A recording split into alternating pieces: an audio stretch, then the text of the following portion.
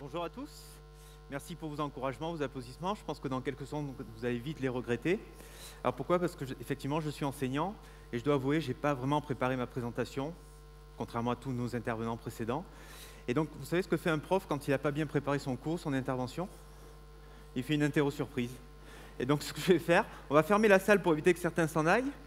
Et je vous propose de faire votre première interrogation surprise lors de TEDx. Alors, on vous a distribué des feuilles, on est en train de vous en distribuer. Vous allez prendre cette feuille, vous allez prendre le côté vierge, parce que je vous entends rire, applaudir à chaque fois, mais je voudrais être sûr que tout ce qui a été raconté depuis ce matin, les messages fondamentaux pour chaque intervenant, soient bien passés. C'est une manière en fait, de combler en fait, mon manque de préparation de mon intervention. Alors, prenez cette feuille, vous allez marquer votre nom et prénom en haut à gauche. Dépêchez-vous, s'il vous plaît, j'ai que 12 minutes. Si vous mettez 2 minutes déjà pour écrire votre nom et prénom, j'en vois déjà qui copient. Ce n'est pas la peine de copier le nom et prénom. Vous allez marquer la date du jour au milieu de la feuille, s'il vous plaît. Dépêchez-vous, dépêchez-vous. Vous pouvez reprendre vos notes. Vous avez le droit de garder vos notes de ce matin pour vérifier. Je ne vous ai pas vu prendre beaucoup de notes. Vous savez, on retient que 10% de ce qu'on a entendu, un peu plus si on a pris des notes, et beaucoup plus si vous retravaillez vos notes le soir. Ah, les messages sont passés, là, je vois mes étudiants. Est-ce que vous êtes prêts? Écoutez, je vais arrêter. En fait, il n'y a pas d'interrogation sur ce qui se passait ce matin. J'en vois certains qui commencent à paniquer. Mais je n'ai pas révisé, je n'ai pas préparé mes anti-sèches. Non, en fait, je vais vous parler plutôt des 24 heures de l'innovation. C'est un concept qu'on a créé depuis 4 ans. Mais comme vous êtes chaud et que vous avez tous votre feuille, je vais quand même vous faire un petit test. Pour voir si vous êtes capable de travailler en 24 heures d'innovation, je vais vous faire un petit test en 24 secondes chrono. Est-ce que vous êtes prêts? Oui? Alors, je vais vous demander, en 24 secondes chrono, d'imaginer, de fabriquer et de tester un objet volant qui va permettre d'atteindre la cible. Alors, pour la cible, j'avais pensé à moi.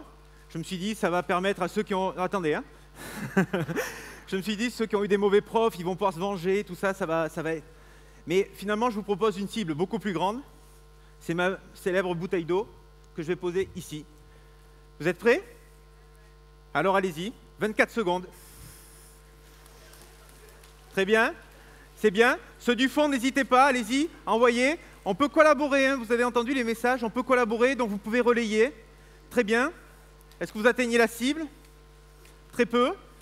Allez, dépêchez-vous, 8 secondes, 7 secondes, pour une fois que vous avez un prof qui vous encourage à faire des avions lors de son cours. Dépêchez-vous, s'il vous plaît, 2 secondes, stop, on arrête. Stop, s'il vous plaît. S'il vous plaît, on arrête. Gardez les avions pour les autres intervenants. Il y aura des trucs sûrement ennuyeux. Vous pourrez leur faire comprendre. Bien joué. Alors, pourquoi nous avons fait ça? Non, c'est à moi maintenant d'improviser. Alors, ce qui est intéressant, alors déjà, ça fait du bien. On s'est réveillé, on s'est levé. Vous n'avez pas encore crié, mais ça saurait venir. Alors, ce qui est intéressant, c'est qu'on a tout le public de TEDx qui a proposé uniquement 2 types de solutions. Le premier type de solution, c'est les avions. Oh, attention. Alors, les avions, c'est bien. C'est les rêveurs. Ils avaient imaginé qu'avec un avion à papier, avec la précision de l'avion, vous alliez toucher cette bouteille. C'est bien. Il faut des concepts futuristes. Il faut des choses un petit peu... Et puis, il y a une autre type de catégorie. Les pragmatiques. Les cartésiens, il faut que ça vole. Bon, une boulette, ça vole pas très bien, c'est un coefficient de portance limité, mais j'ai peut-être une chance de toucher la cible. Alors, qui c'est que je veux toucher? Je voulais avoir Jean-Philippe parce que j'ai des problèmes de PEL en ce moment, mais... Ok, et finalement, je n'ai rien d'autre. Je n'ai que 2 types de propositions sur cette scène. Alors, comment on peut expliquer cette faible variabilité? D'abord, l'effet fixation. Je vous ai dit, un objet, c'est ma faute, c'est pas la vôtre. Je vous ai mis un effet fixation en vous parlant d'un objet volant. Pour la plupart d'entre vous, l'objet volant que l'on connaît, c'est l'avion. Et donc beaucoup ont lancé un avion. Un autre effet de fixation, c'est qu'on vous a imposé la feuille. Alors je ne sais pas si vous avez vu la feuille au dos, il y a des CV de nos étudiants. Ça nous permet de faire un petit peu de pub pour l'école. Et donc forcément, en vous imposant cette feuille, vous êtes tous, imaginez, obligés de lancer une feuille. Vous auriez pu lancer autre chose. Et puis, il y a également toute notre éducation, notre formation, notre parcours professionnel qui, progressivement, nous réduit notre part de créativité. Je pense qu'on a tous joué à la Barbie pardon, à la Barbie et au Lego. Pour ma part, c'était les Lego. Et ce qui était intéressant, c'est qu'avec quelques briques de Lego et quelques Barbie, pendant quelques heures, vous étiez capable de jouer des heures. Là, si je vous donne quelques Lego et des Barbie, je pense qu'au bout de quelques minutes, on va vite s'ennuyer, quoi. Alors, notre éducation, moi je me rappelle avoir dessiné en dehors du cadre. Je m'étais amusé à dessiner sur le bureau, puis après j'avais un peu dépassé, j'avais un peu dessiné sur les murs. Et puis mon paternel, il m'a vite expliqué qu'il fallait rester dans le cadre. Nos entreprises, dans notre parcours, dans notre formation, on est tous soumis à avoir bon du premier coup, à avoir juste. En entreprise, on doit avoir bon devant la hiérarchie. On ne doit pas éviter de sortir des idées qui sortent du cadre. On doit avoir juste toujours dans le bon timing. C'est pareil pour nos étudiants. On leur fait des examens de 2 heures à 4 heures, et il faut qu'ils aient juste dans ce format impliqué. Et puis il y a la manière de poser le problème. C'est de ma faute. Qu'est-ce que je vous ai dit? Je vous ai dit, avec un objet volant, touchez ma cible. Si je vous avais dit, trouvez-moi une solution pour faire tomber la bouteille, je suis sûr que vous aurez imaginé d'autres solutions. Pourtant, quand on regarde, personne ne s'est levé. Personne ne s'est levé, s'est déplacé, et puis il y a eu cette barrière invisible. Personne n'est monté sur la scène pour venir toucher la bouteille de près. Pourtant, rien ne vous l'interdisait. Je ne vous ai pas interdit ça. Personne ne l'a fait. Personne ne s'est relevé pour reprendre sa boulette de papier et recommencer parce que vous n'avez pas touché la cible. Rien ne vous l'interdisait.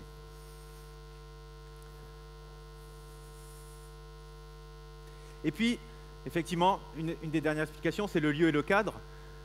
Cet amphi est prestigieux et ne nous donne pas forcément envie d'envoyer des avions enflammés qui auraient permis d'enflammer la scène et faire tomber la bouteille. Merci pour votre éducation, merci pour le lieu. Si on aurait fait l'exercice peut-être ailleurs, sur la plage à côté, on aurait peut-être imaginé d'autres solutions qui auraient été intéressantes. Alors, comment on peut faire pour sortir de ce cadre qui nous enferme en permanence? Alors nous, on a inventé ce concept qui s'appelle les 24 heures de l'innovation. Je ne sais pas si vous connaissez Jack Bauer. Jack Bauer, dans la série, en 24 heures chrono, il sauve le monde. Nous, on est un peu plus humble. En 24 heures de l'innovation, on essaye de créer, d'innover sur un format restreint de 24 heures. Alors voilà le pitch un petit peu des 24 heures. On collecte des sujets venant de la part des entreprises, venant de la part de créateurs, d'associations. Et ce qu'on propose, c'est que ces sujets vont être traités en 24 heures chrono, plutôt par un public étudiant qui accepte de jouer ce jeu-là. Mais également, on a quelques consultants, on a quelques professionnels qui se mêlent avec nous. Alors pourquoi des étudiants? Alors, pour la petite histoire, ce petit exercice qu'on a fait, je le fais à chaque fois au début de mon premier cours de l'Estia, en première année. Et qu'est-ce que je reçois comme proposition? Outre les avions et les boulettes, ben, j'ai reçu des trousses, des règles, des sacs, le goûter de 4 heures, des habits, soft, hein, les habits, on est resté au niveau du blouson, on n'est pas descendu. Enfin, j'imagine qu'un jour, j'espère, comme Chirac, enfin bon. Et donc, pourquoi? Parce que ce public étudiant, même quand il est dans un amphithéâtre, même devant un professeur, il ose prendre des risques. Et donc, nous, on provoque ces rencontres entre des étudiants et des professionnels. Alors, l'idée, c'est quoi? On travaille vraiment du vendredi 14 h, on finit au samedi 14 h. Et les survivants dans les équipes présentent ensuite en 3 minutes chrono leurs résultats le samedi après-midi devant un jury qui va ensuite décerner des prix. Alors, je ne vous cache pas, ce n'est pas l'école des fans, mais pas loin. On essaye vraiment de récompenser le maximum parce qu'on est tous fiers de ces productions en 24 heures chrono. Alors vous êtes en train de vous dire, oui, il est gentil, mais en fait, je suis sûr que ça ne donne rien. Mais vous avez des exemples ici de productions en 24 heures chrono qui ont été obtenues lors des précédentes éditions. Donc vous avez des esquisses, des maquettes, vous avez des représentations virtuelles, vous avez des animations virtuelles, vous avez des calculs qui sont faits sur des produits, vous avez des prototypes qui sont fabriqués en quelques heures. Et puis vous avez également des storyboards pour présenter des nouvelles opérations de communication, des nouveaux scénarios. D'autres exemples ici que je voulais vous montrer.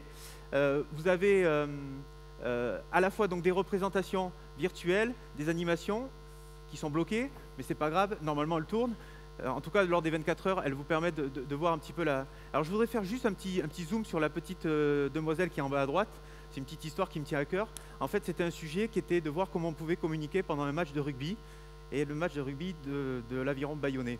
Alors pourquoi je vous parle de ça? C'est pour vous montrer la diversité de sujets qui peuvent être très technologiques, mais également sur des sujets liés à de la communication. Et puis je pense que c'est toujours un plaisir de parler de l'Aviron Bayonnais quand on est au plein cœur de Biarritz.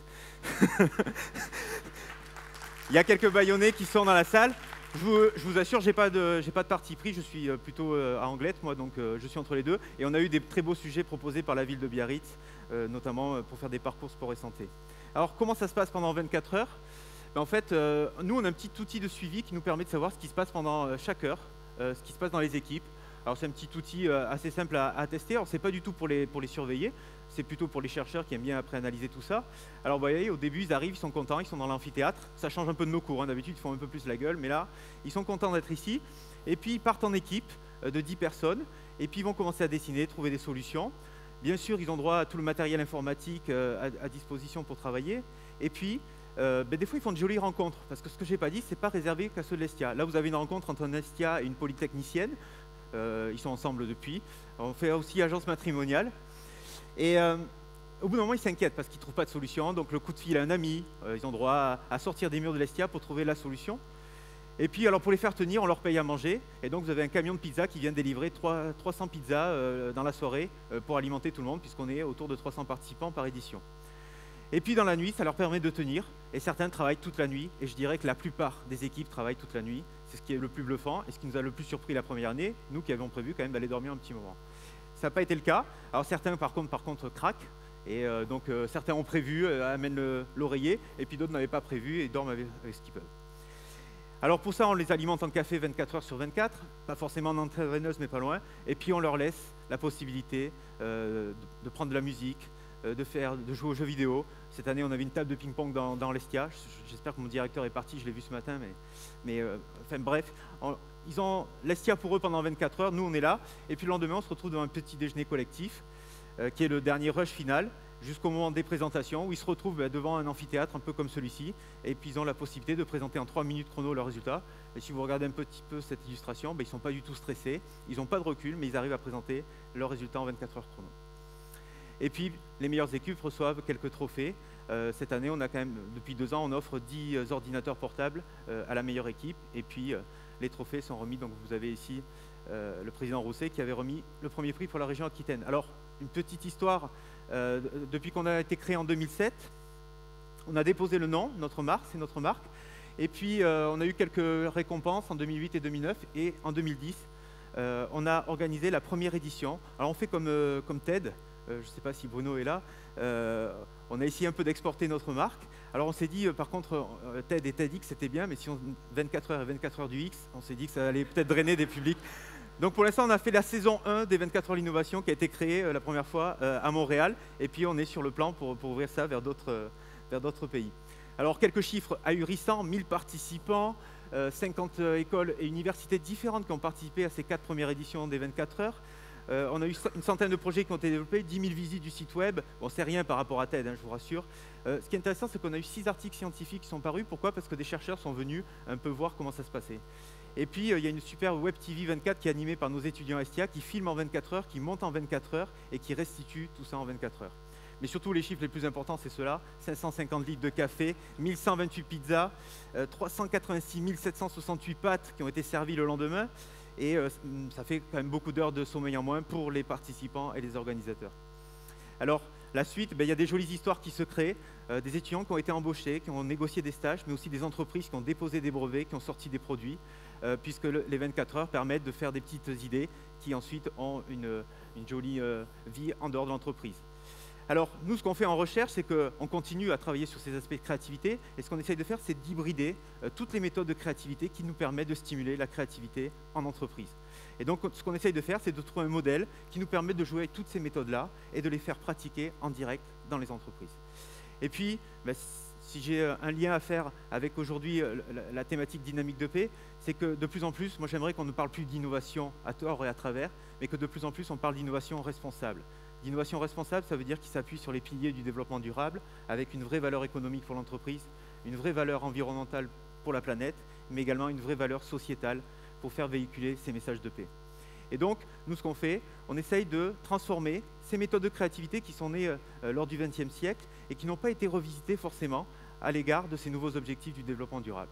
Et donc, j'aurais aimé pratiquer la créativité vraiment en direct avec vous. Je ferai ça peut-être à TED quand je serai invité, 18 minutes, j'aurai peut-être un peu plus le temps. Nous avons tous un problème. Nous avons sali la salle avec toutes vos productions. Et aujourd'hui, comme les entreprises, vous savez, vous avez de la traçabilité des produits, mais également vous êtes responsable pour la fin de vie de vos produits. Je vous rappelle, vous avez marqué le nom. Et donc, si on trouve Écoutez, j'y suis pour rien. Vous avez marqué votre nom, vous m'avez écouté. Et donc, si on retrouve un des papiers dans cette salle, vous allez être puni et c'est vraiment sanctionné. Et donc, dans le principe d'EcoASIT, ce qu'on essaye de faire, c'est d'avoir des phrases de stimulation. Et parmi les phrases de stimulation, j'en prends une parmi les 50 ou 100 qui peuvent être utilisées. C'est on va résoudre le problème en essayant également de favoriser l'emploi des minorités locales. Tout ça pour essayer de venir aider ces minorités. Alors aujourd'hui, des minorités locales, il n'y en a pas beaucoup. Les seuls que je connaisse, ce sont mes étudiants Estia. Alors pourquoi? Parce qu'ils ne sont pas employés, ils sont encore en cours d'apprentissage, ils me supportent en cours. Et donc j'aimerais qu'ils se lèvent et qu'ils me rejoignent et qu'ils m'aident à nettoyer et qu'ils vous aident finalement à nettoyer votre panique. Et vous allez les applaudir. Pourquoi? Parce qu'ils vont distribuer les CV. Et ces étudiants, venez m'aider s'il vous plaît. Ils sont formés à toutes ces méthodes de créativité et ils participent régulièrement aux 24 heures. Et donc ce qu'ils vont faire, c'est qu'ils vont, pendant la pause, revenir vers vous avec leur CV et vous serez obligé de les réutiliser, de les faire passer à d'autres personnes. Merci beaucoup.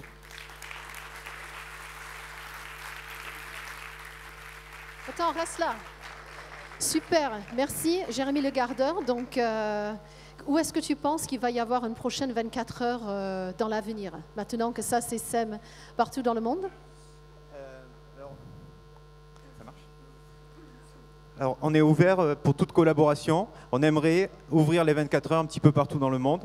On a quelques contacts en Espagne. On a un certain nombre de contacts dans d'autres pays. Mais si certains sont volontaires, pareil, on peut vous accompagner pour travailler 24 heures avec vous. Super. Merci Jérémy.